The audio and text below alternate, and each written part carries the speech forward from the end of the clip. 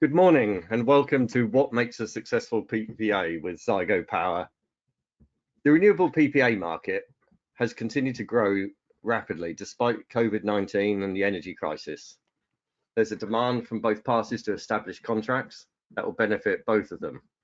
Buyers get green energy, important for net zero targets, CSR and hedging against price and volume volatility. While the asset owner is able to use the PPA to increase the bankability of the project, allowing finance, particularly as subsidies for renewable energy have ceased, power purchase agreements mean that many different things to many different people. Basic principle of a contract whereby electricity consumer agrees to purchase energy directly from a power generator at an agreed price is straightforward enough. But these are used for brown electricity as well as green. Renewable PPAs can be sleeved, physical, virtual, online, on-site, corporate, retail and utility, to name just some of the structures that are used. Power purchase agreements provide financial certainty to the project developer and the end user, which removes a significant roadblock to building new renewable facilities. So what are the challenges and what are the emerging opportunities to lock in clean power? In today's webinar, we're going to encourage questions throughout. It's going to be a debate format, and so on the right hand side you should see a question panel of which you can submit your questions throughout the talk. There's also a handout under the handout panel, and obviously feel free to click on that and download the handout. So today we're joined by Russell Redding, Head of Decarbonisation and Energy Markets at Zygo Power, Mark Chappell, Senior PPA Manager at Zygo, and Julie Allen, Energy Manager at King's College. Julie, if you could just give a little bit of background on what you're going to talk about. Well, when we first set this up, I wasn't the Energy Manager, but I've now moved on to become the Heat Decarbonisation Programme Lead for King's College. And we have a PPA, and it's absolutely intrinsic to our decarbonisation growth path. Thanks, Julie. So we get the perspective of an end user and one of your peers. For a little bit of background into the current state of the PPA market, I'll hand over to Russell and Mark. Russell and Mark. Thank you very much. Mark's got a few bits to go through, so I'll kindly hand over to him. Yep, thank you very much, Russell. So to briefly set the scene and to set some context for this webinar, so who are Zygo Power?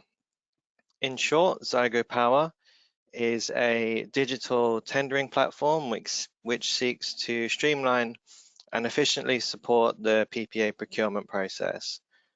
The easy-to-use interface basically means that we can complete a competitive PPA RFP process within 8 weeks. And this allows both buyer and seller to connect, enter the paperwork phase, and begin to negotiate the key commercial terms of the contractual agreement. One of the USPs of Zygo Power is our wide network of developers, generators, asset owners, and suppliers across Europe. We currently have around 300 participants on the platform. And because of this, we can support our corporate buyers in obtaining a fast view of the PPA market, and at the same time give them an extensive view of the bids and proposals that they may be interested in.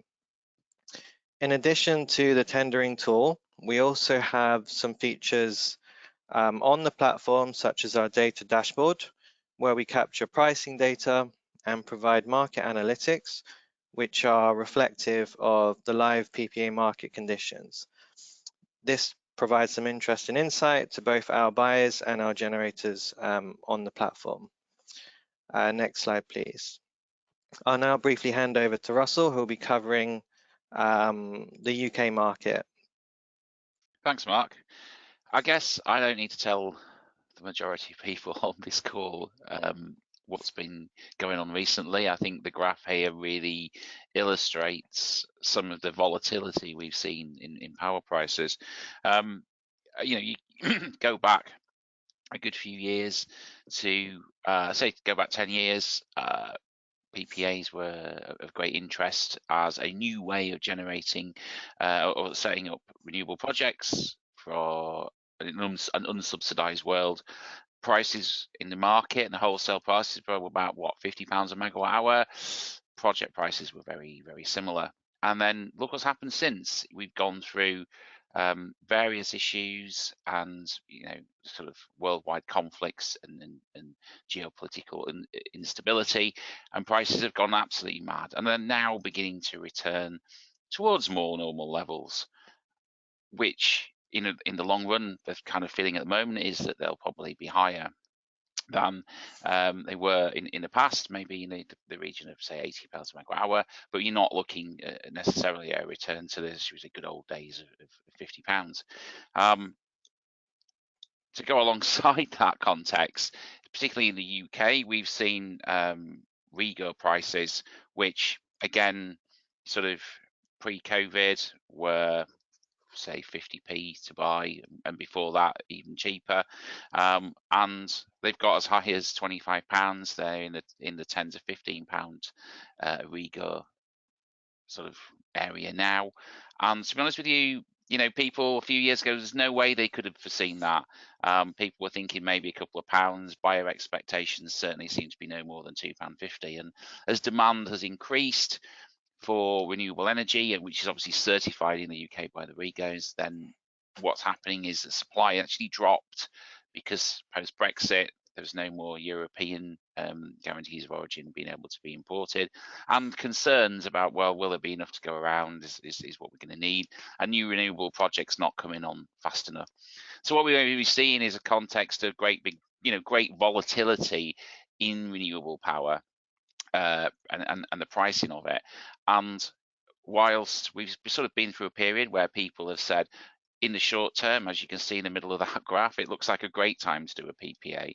You're kind of winning. I think even in the long term, people are seeing stability as important, decoupling themselves, should we say, from volatile prices. So getting away from what's happening in the gas market, what's going on in power prices and everything else, and to a more stable price regime in the long term. So, there's been a lot more interest in PPAs, not only because they represented good value and probably still do, but actually because it changes the basis of the price away from just the gas market and the REGO market. And as Tim mentioned the handout at the beginning, I'll just finish up by saying there is some more, particularly around the REGO market and what's going on in there, if people have an interest and want to click through.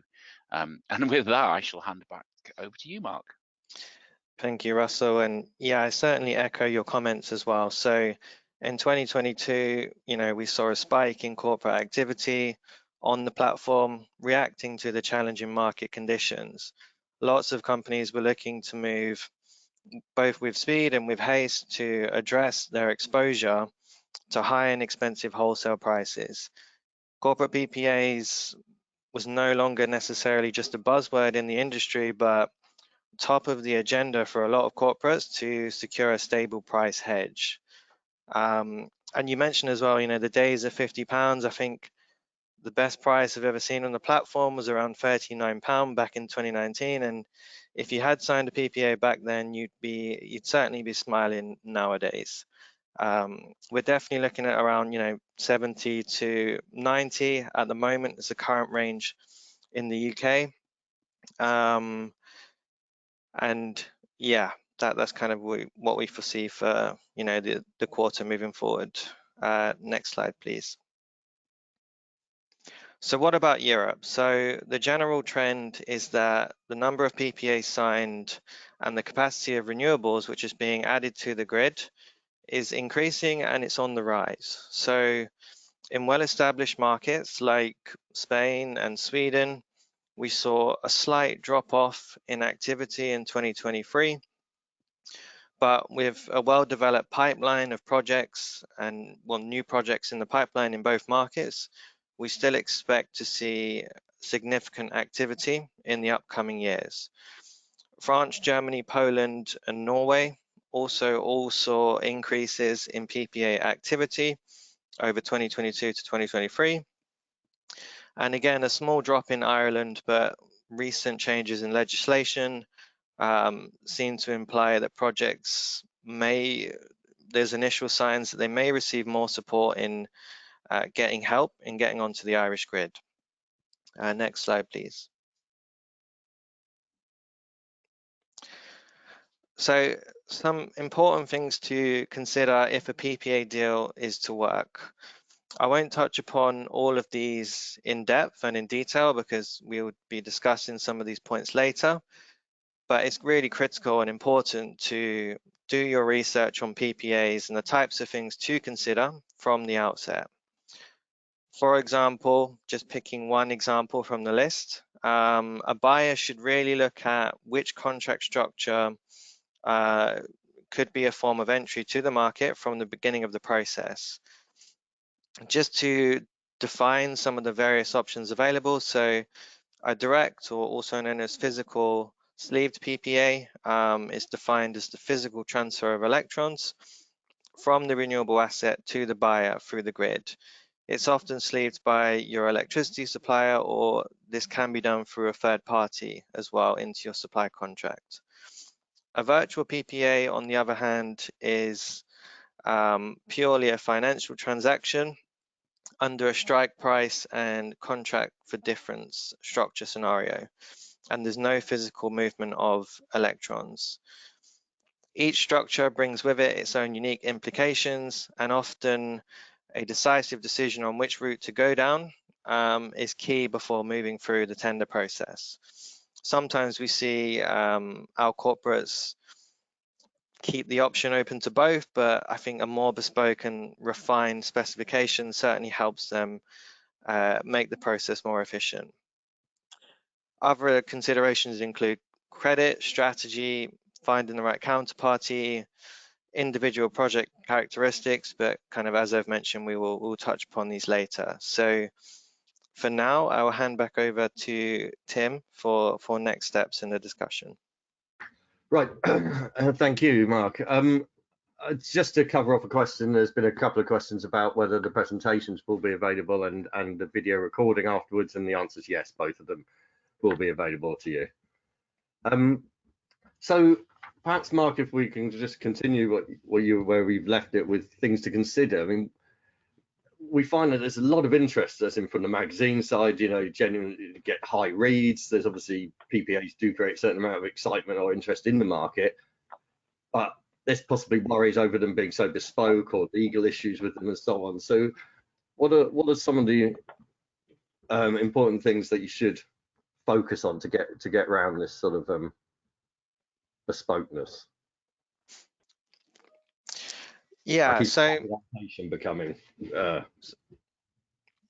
shall I start with I'll start with a topic that's become particularly important in the past few years. So if I start on the topic of credit, so one major shift in the market that we've seen in recent years is that buyer demand has largely outstripped supply in certain markets.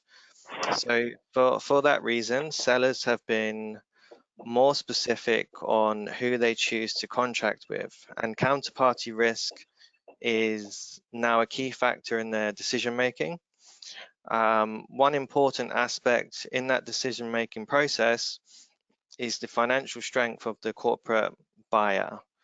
So although each developer will have their own due diligence and their own KYC process, the general gold standard in the industry is that an investment grade counterparty rated BBB- or above by the likes of Moody's or Fitch or another well-known respected credit agency, should a corporate not have this investment grade public rating or alike, I want to kind of reassure them that there are other options that buyers can look into and explore to satisfy the generator's requirements. So we have seen our corporates explore several different routes.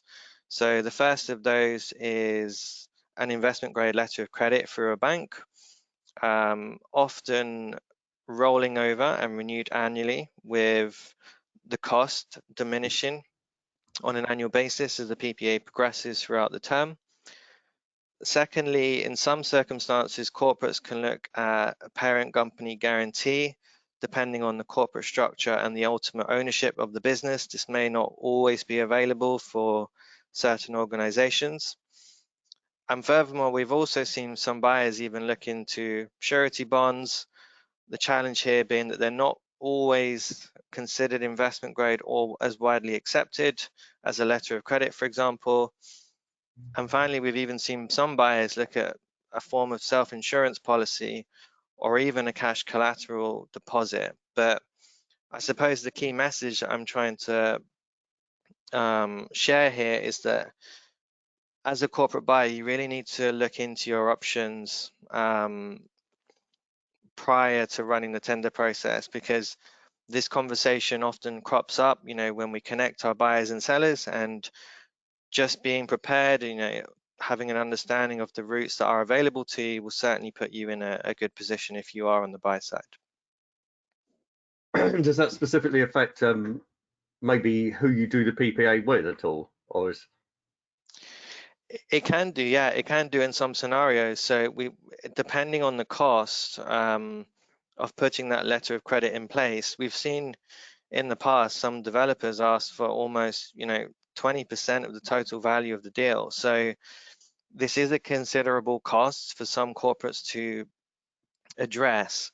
And the sooner this topic is raised earlier on in the process and you have that open conversation with a potential counterparty, then I think it'll put you in a stronger position later on in the process. And what about a sort of contract harmonization, to overcome the some of the legal complexities with PPAs? Would you like me to jump in, or Julie or Russell, would you? I mean, for me, contract harmonization, I would relate it back to, I'm going to show my age here now, the supply, the whole supply kind of arrangements. When there were big changes in the way that worked, for example, when the new electricity trading arrangements and better happened, that they're kind of a bit all over the place, and over time they harmonized themselves. Because things became fairly standard. Everyone had to have a supply contract. Yes, products changed, and when new products were available, the people followed suit and everything harmonized. I don't see that there's a role for almost like government or central agency to do that, because what will happen is you'll get a contract that somebody just won't like, even if it's written by government. You'll still end up with some negotiation. You just have a starting point. So I very much think that contract harmonization, I think, is starting to happen. I mean, Mark, I don't know if you agree or disagree, but we see those things, and the clauses are becoming standard. They're becoming all of the same things are in there. Sometimes they're worded a little differently, but they're all the same. So it's beginning to come together. And although you could never have off the peg solutions for this sort of thing, you are seeing standardization just through volume. Yeah, because it's becoming more common, and let's be honest with you, nobody on any side wants to waste epic amounts of time, going from start to finish. So early PPAs were either very bespoke or started from like utility PPAs as a starting point, and I think they've then come down, and you've got a lot of the legal houses who've done enough of these to be standard. The developers have seen them several times, so even if a corporate comes into it fairly new, what they'll see will be reasonably standardized, just because there's more happening. It doesn't mean to say there's not some negotiation, because there might be, every corporate, every project is a bit different. They might want certain things in-house and what have you, but it's definitely coming together to a point where I think they are probably quicker to get through now than they have been, say, 10 years ago when I started looking at some of these. I don't know if, Julie, you've got any further perspectives. Well, since we've had our PPA, we've actually gone through a supply tender process. And it was just part of the tender process, the fact that we had a sleeve PPA. And then anybody that wanted to bid on it had to take that into account. So it just becomes, as you said, Russell, it just becomes part of the norm going forward. Yeah, and just to add to Russell's comment as well around harmonization, so the European Federation of Energy Traders introduced the EFEC contract And the idea was to kind of provide that general basis and standardize the approach towards PPA contracting. The general kind of comments I get from both generators and buyers is that it is a little bit complicated. And what I tend to see nowadays is that a lot of generators will have their own version of a simplified term sheet or a simplified PPA contract where they've worked with external legal counsel. But as Russell says, I mean, the general clauses across the board are relatively similar, and the real aim is to make this as easy as possible because these can be complex instruments to address. And with this move to sort of standardize or even productize PPAs, is that going to allow smaller companies access to the market? Is this something that's going to happen where it's a little bit more standard and perhaps even aggregation of smaller sites, smaller end users? I got Mark, or you want? Okay. Yeah, I mean, it's a good point, Tim. So this is one of the challenges that we face quite frequently. So we often have smaller buyers inquire about how they can find access to PPAs. And although this can vary country by country, the minimum volume threshold tends to be 10 gigawatt hours and above as a very minimum. So when it goes below that, it really becomes a struggle to gain access to PPAs in the UK market, for example. One innovative approach that has been discussed in the industry more widely and in general is the concept of aggregated PPAs. So this may be particularly interesting for heavy consumers who are looking to decarbonize their scope 3 emissions and are keen for their supply chain partners and customers to get involved. We've seen a few different ways that these kind of deals can be structured and approached. One arrangement is whereby the lead buyer almost plays what's known as an anchor role, taking on a large share of, the credit risk, in some scenarios underwriting the PPA. And the other scenario whereby several companies, often from a similar industry, such as education or sport, all agree to take on a fraction of the renewable assets annual output, commonly under the same terms. I suppose the major challenge with aggregation at the moment is the large amounts of work involved with the stakeholder engagement side and making sure everyone is on the same page and agreeing to a common set of legals. And where opinions can differ is often the hardest part to overcome, and convincing them that this specific project is the way forward. Like furthermore, if one party in the aggregated PPA defaults and goes into bankruptcy, who is liable? So it's kind of addressing these issues and how they work. Is kind of new to the industry. Support that, Yeah, go ahead. Mark. I think I'm really passionate because I think that the reduction in size of corporate that can get involved in the PPA will be, is important, because that will also help drive more renewable projects, because there are only so many people who can buy, who maybe have got sort of, let's say, 200 gigawatt hour a year consumption, who maybe buy, a couple of 50 gig projects, which, quite reasonably sized projects. There's only so many of those, and it really is, it's something that I've spent a lot of time thinking about, because I really believe that's where we need to figure it out as the next bit. So I completely support what Mark says. And so moving on to sort of the experience of the corporate buyer, Julie, I wonder if you could give a bit of your experience and sort of what motivated you to do it in the first place and how you got around any of the challenges. So the motivation was came in various forms. One of the biggest actually was our students who had started to question the validity of REGOs. There had been a lot of conversation on the press about double counting, how suppliers accounted for them, and it was also seen, dare I say it, as a touch of greenwashing, that people could sign up to a REGO-backed renewable supply, and they tick a box. There you go, I've done it. Then there was the massive price increase that Mark and Russell mentioned earlier. And we realised that we could actually put that money to better use by taking it away from the REGOs and putting it into education. So we've funded some sustainability projects with students, increasing sustainability education. When it came to I'm really interested in the aggregation piece, because as a university, we don't fulfill the criteria to take a PPA on our own. So we are actually in a basket. We have aggregated with several, I think there's about 15 other universities in there. It was an interesting process to sign up because I could see the benefits. It's a direct sleeve PPA through our supplier.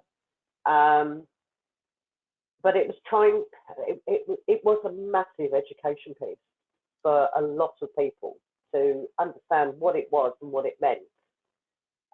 We had a choice of what level we went into, and we finally decided on 20% of our base load. Now I wish we'd gone more, but you know, hindsight is a wonderful beast.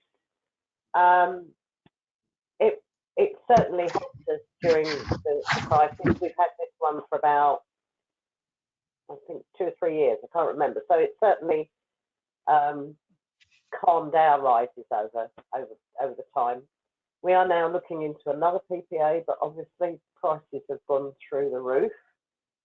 We're looking at cost benefit in the first year, but then a potential uplift if prices go as the grid prices stay as they are or go lower.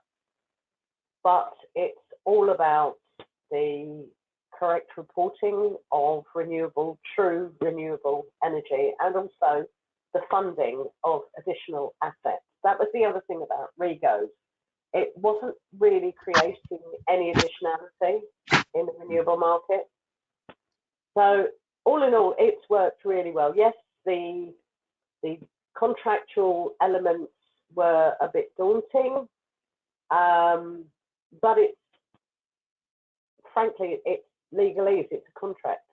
There was nothing in there that made it particularly onerous. We had a lovely legal team that explained what it actually meant, and I can only see benefits from it, to be honest. So yeah, so it wasn't the barrier that people sort of make it out to be, the legal side. No, well, yes and no. It was very, very technical, but it was just about, we knew that because we'd only signed up for a relatively small amount of our overall consumption, we knew that we could maintain that. I think for someone who wanted to go for a much larger chunk of their current consumption, then something happens in the future, maybe they reduce the size of their estate, then it may be of concern. But if you know that for the next 5, 10, 15 years you're going to be maintaining your estate as it is, with decarbonisation, there's going to be a massive increase in electricity consumption, so it potentially could go up. They're the things you have to take into account when you decide how much you're going to sign up for and how long you're going to sign up for it. And is your second PPA in the same basket or something different?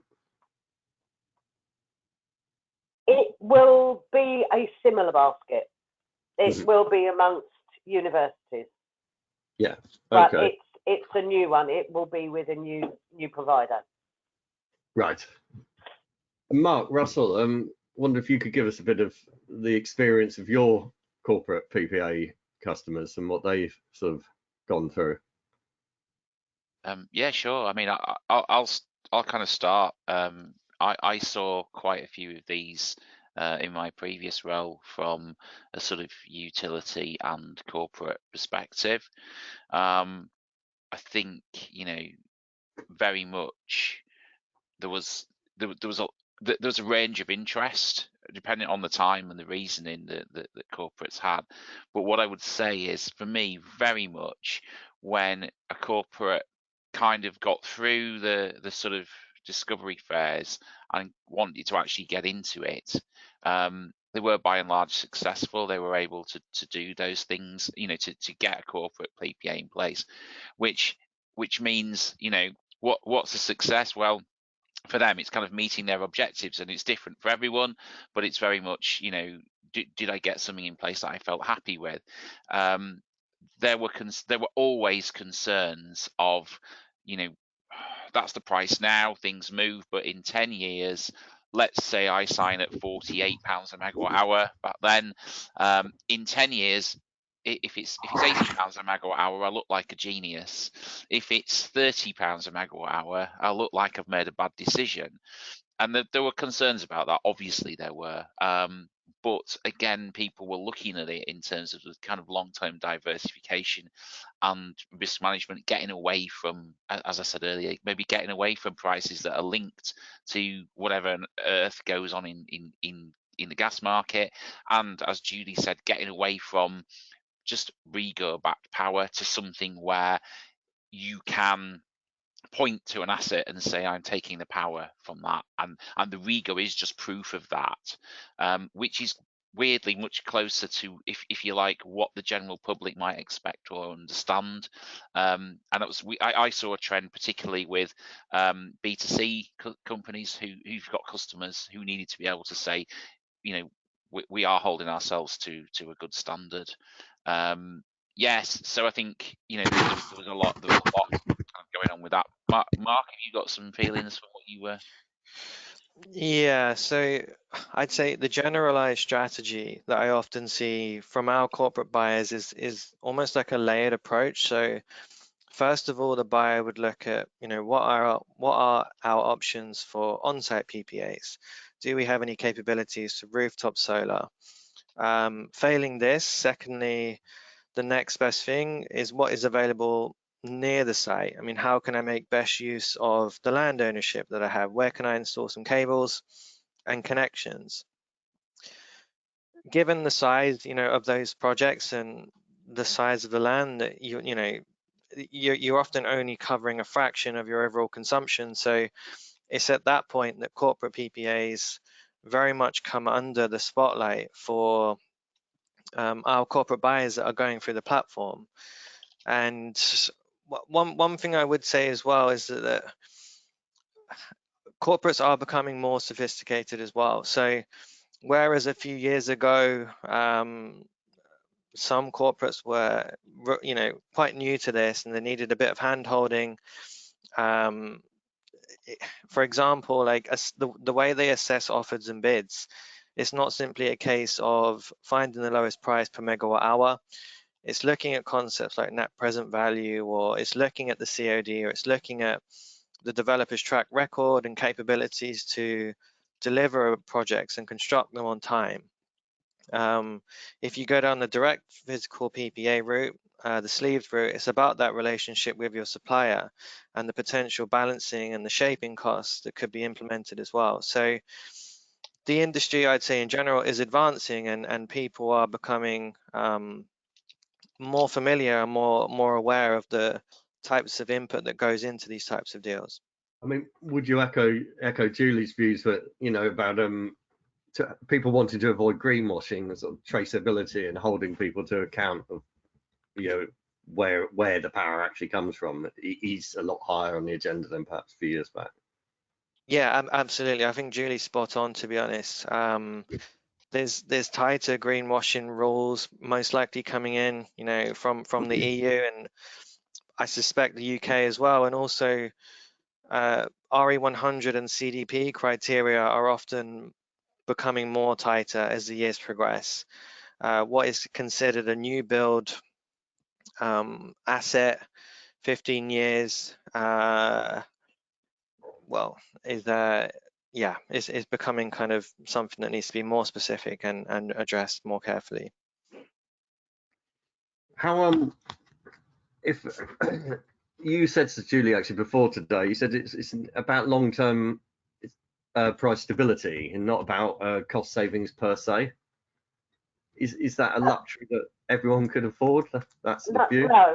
No, I don't think it is, and I appreciate that. But we've just been through a particularly awful period of market volatility. I've been in this game for quite a while, and I've never seen anything like it.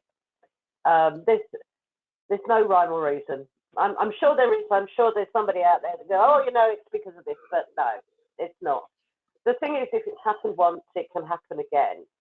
And the thing about a PPA is the price is fixed. Now, if I had a crystal ball, I wouldn't be here. I'd be somewhere sunning myself, living off the proceeds of my wonderful trust fund. Well, I don't. But part of the issue is security. I'm not saying it's security of supply. If you know what you're going to be spending on your electricity, then you can budget for that. You can write it into all your forecasts.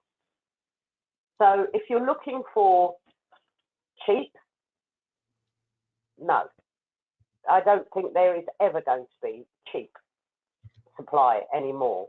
But for certainty, over a period of time, then I think that's where the PPA comes in. I think you're right, and I also think the strategy is a key thing.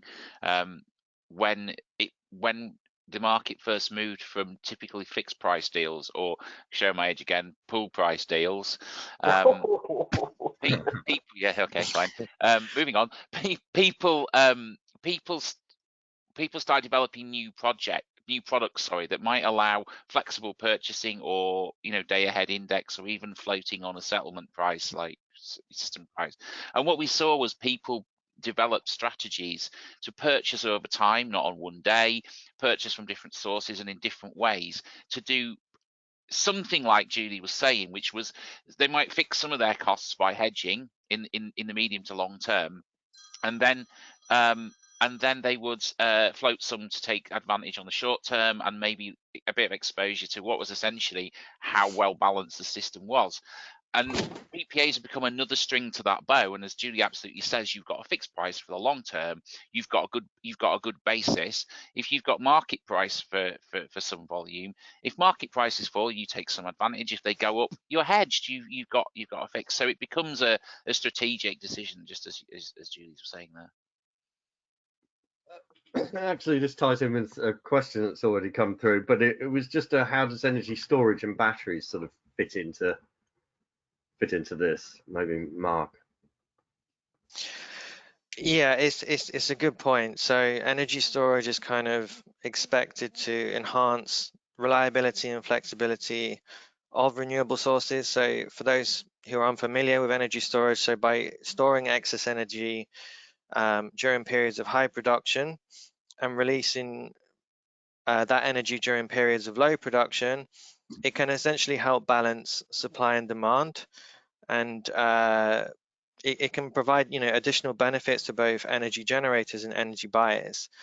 What I would say about storage is that it is still quite novel. It is still being discussed how exactly, for example, determining the appropriate pricing structure for energy storage services, as well as kind of navigating any regulatory or technical complexities. But we have had a few corporates asking about batteries, and we have had some of our developers mention to us that they are considering implementing this alongside a solar PV or a wind project. So it is an area that we expect to grow in the coming years. I'd say at the moment it's briefly being touched upon. Perhaps, yeah, I don't know, Julia, Russell, if you have any views on storage either.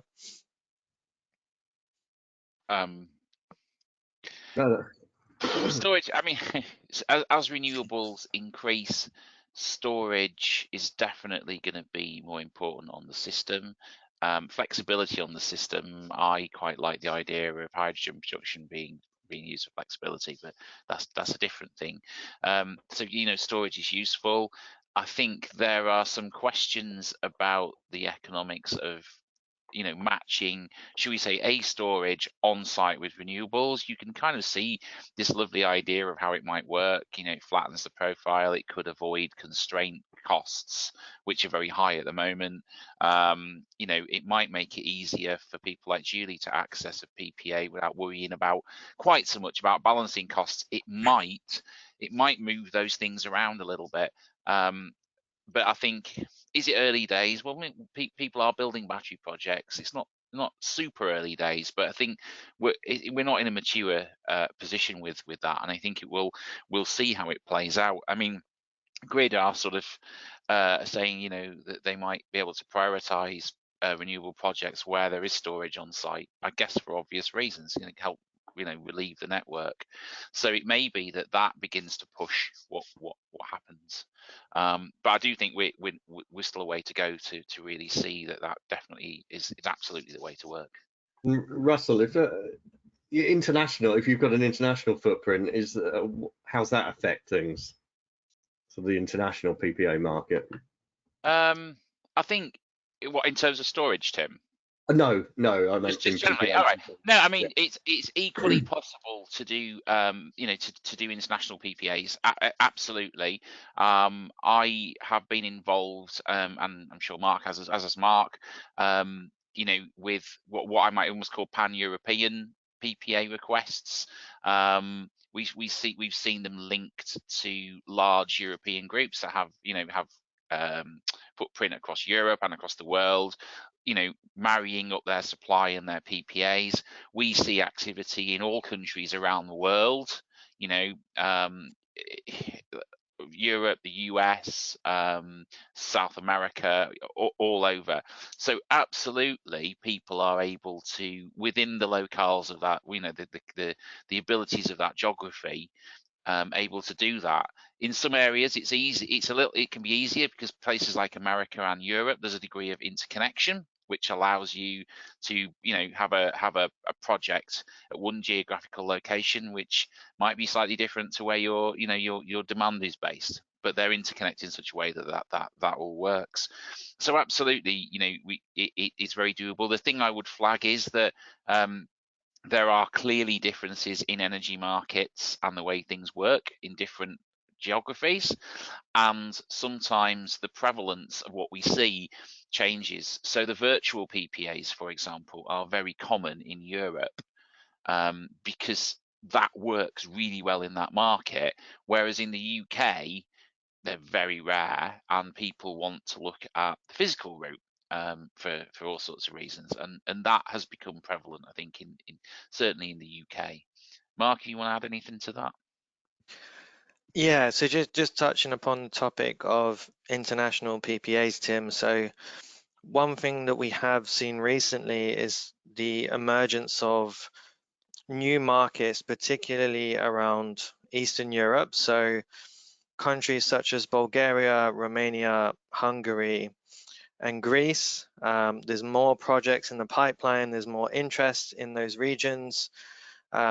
I suppose coming back to the topic of what makes a successful PPA, from the buyer's perspective, being a pioneer in those markets, almost being a first mover, I would say, being able to establish yourself as a leader and an innovator in the industry can lead to some pretty strong brand recognition, a competitive advantage, and also the opportunity to even shape that market's development.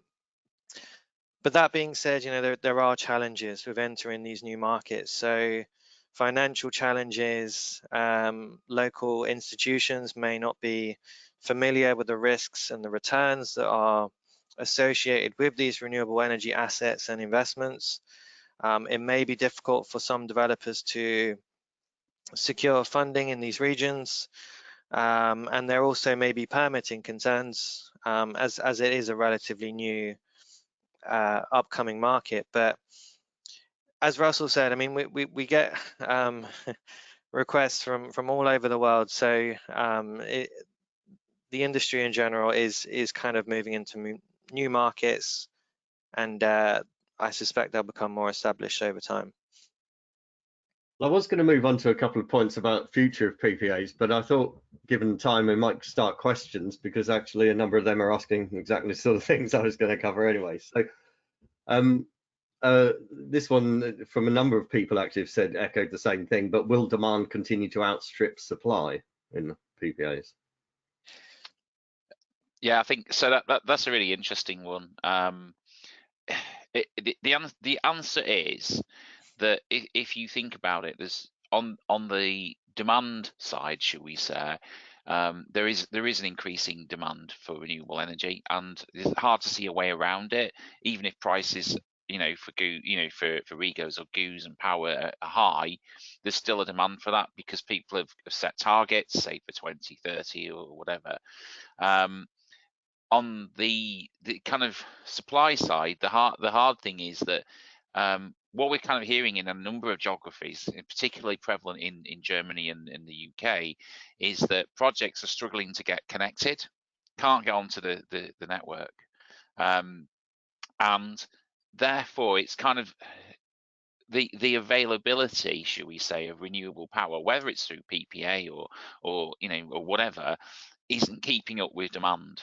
Now, yes, there are lots of steps being taken to try and encourage, speed up the connection process and everything else, but it's tricky to see how it's going to suddenly unblock a flow of projects anywhere. So people are beginning to look at alternatives.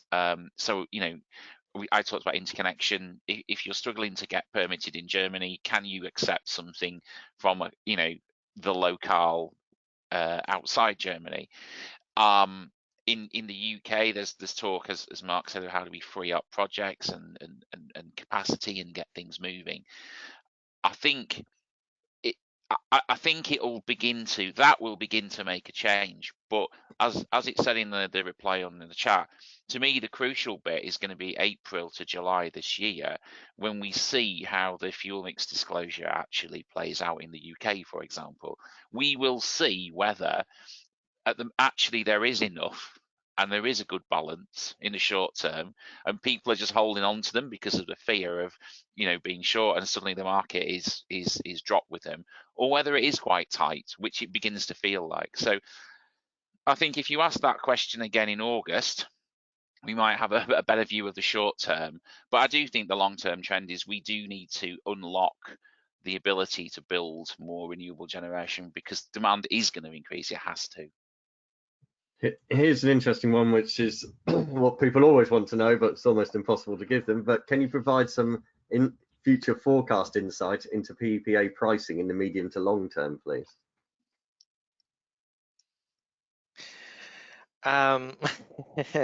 What I would say is that we have a PPA calculator tool on our platform, and we have some forward curves integrated into that tool. So if you are interested in more of the granular figures and the specific numbers, then I would encourage you to sign up and get in touch with a member of the team, and we can kind of share that data with you.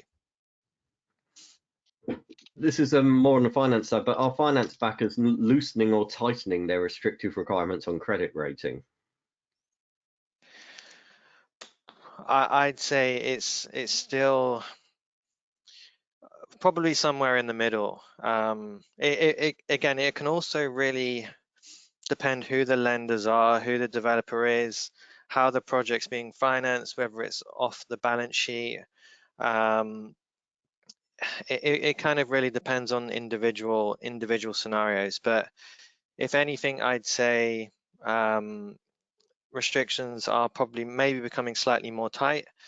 One interesting point I have seen actually that I haven't touched upon is that we have seen some more corporates ask for credit support from the developers. So it's almost a two-way relationship.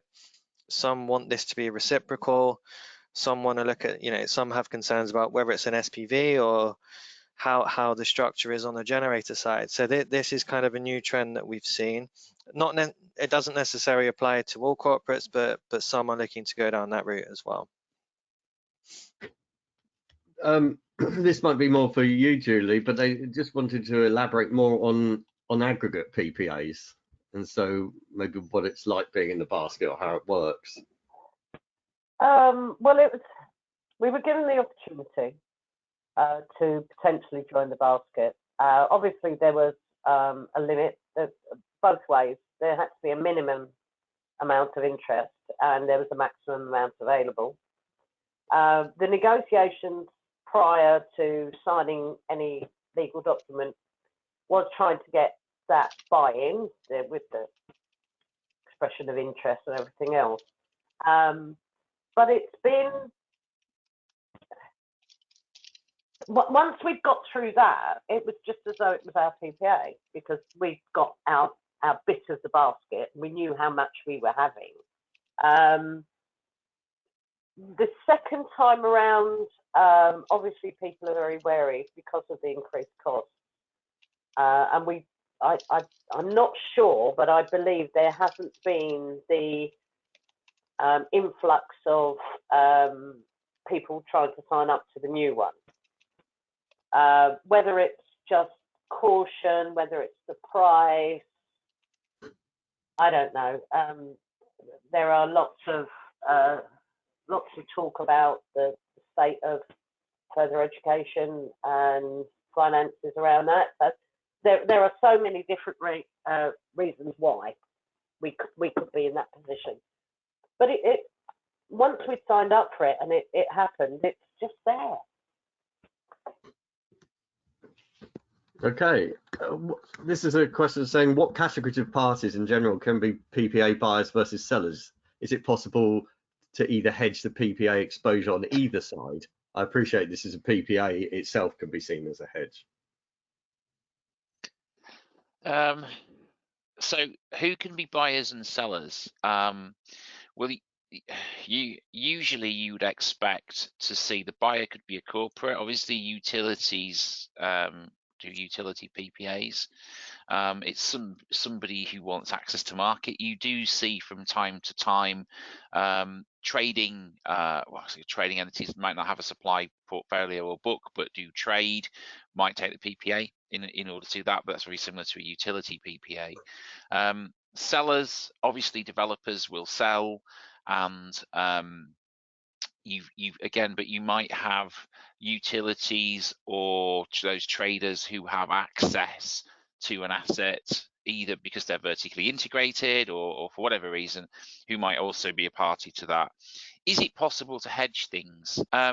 Absolutely. It's quite a complex question, and we could probably talk for an hour about how you might hedge or not hedge the risks around things on both sides, because there are obviously what you might want to call physical hedges, where you might want to trade off the power in some way, shape or form.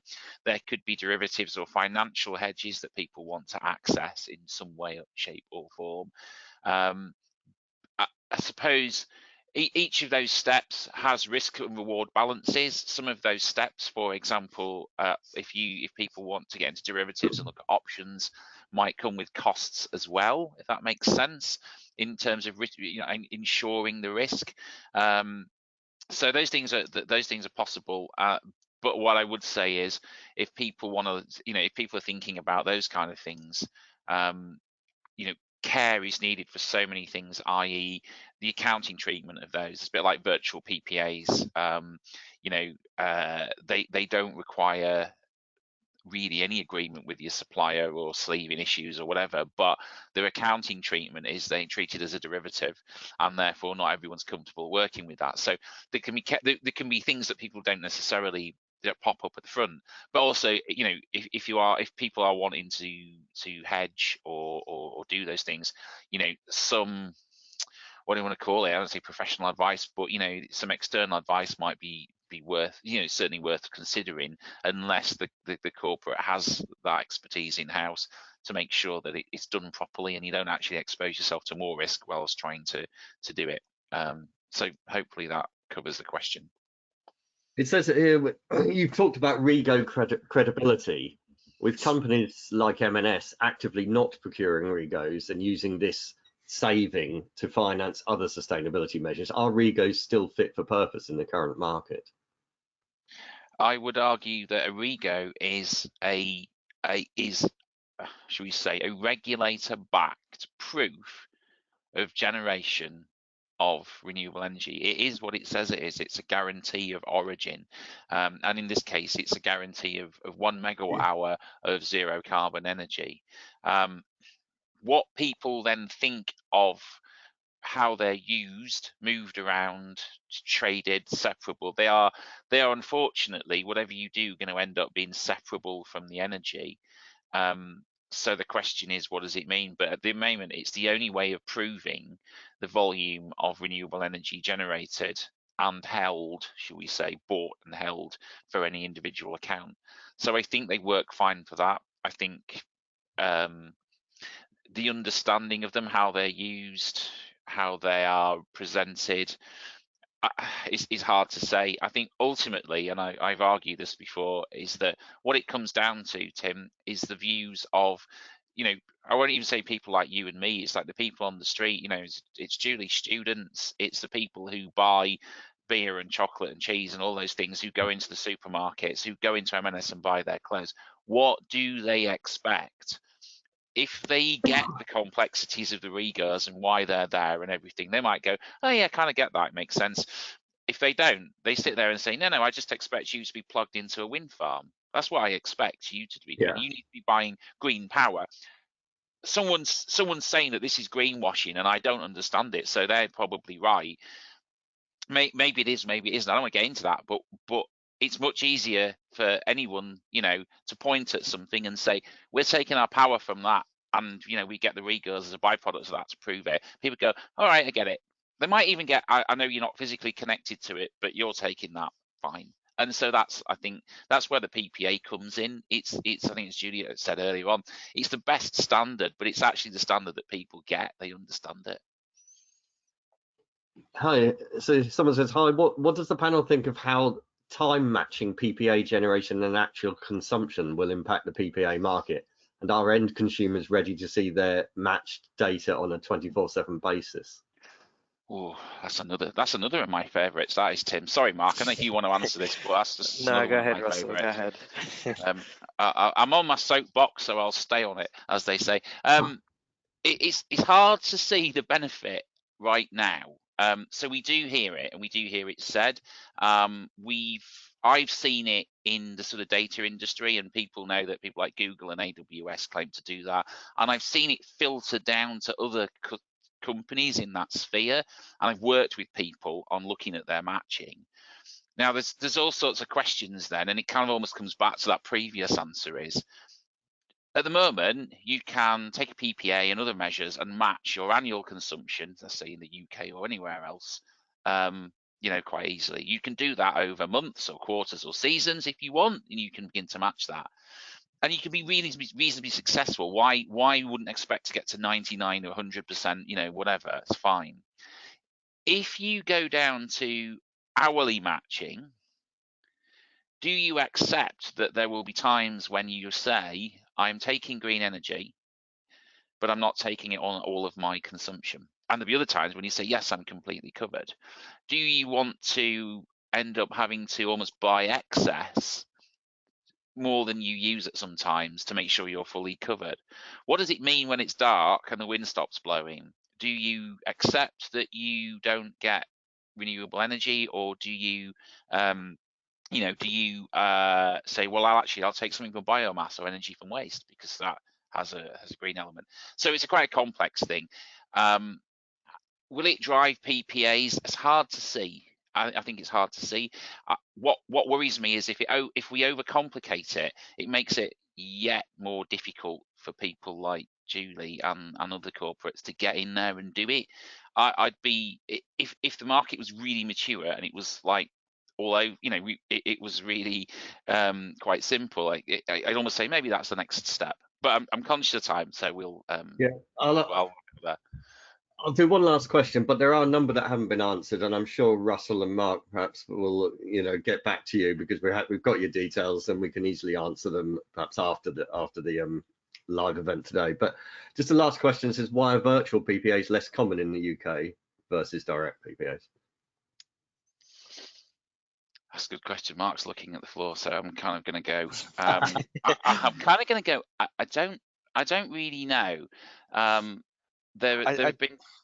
I'd say, Russell, it's more the accounting side and handling the derivative and the implications on that front. So whether it's IFRS or whether it's the GAAP method of accounting, I think the virtual model is definitely more common in the US, and also, as you've said, Russell, it seems to be more common across Europe as well. But that being said, I have seen a slight shift as corporates are looking into this more with their finance and their treasury and their accounting teams, that maybe this is something we can handle on the profit and loss, and maybe this is something we could begin to look at. So physical PPAs are still very much the preferred and most common route at the moment, but from what I've seen, there are more corporates looking into the virtual aspect as well.